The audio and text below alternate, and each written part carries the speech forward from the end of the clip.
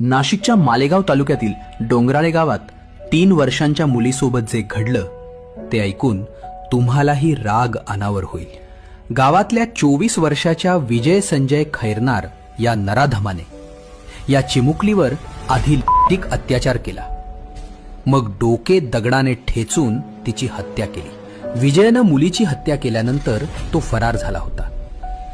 या घटनेची माहिती मिळताच मालेगाव तालुका पोलिसांनी घटनास्थळी धाव घेतली। त्यांनी आरोपीचा शोध घेत त्याला ताब्यात घेतलं। त्याची चौकशी केली असता त्यानं गुन्ह्याची कबुली दिली आहे। या तरुणानं या मुलीवर बलात्कार केला, त्यानंतर ही गोष्ट कुणाला सांगू नये यासाठी त्यानं तिची हत्या केली। या प्रकरणी ग्रामस्थांनी आक्रमक भूमिका घेत मृतदेह ताब्यात घेण्यास नकार दिला। आरोपीला कठोरात कठोर कारवाई व्हावी अशी मागणी ग्रामस्थांनी केली आहे। मीडिया रिपोर्ट्सवरून असं समोर येतंय की सकाळपासून खेळणारी मुलगी सापडेना म्हणून कुटुंबियांनी शोधाशोध सुरू केली।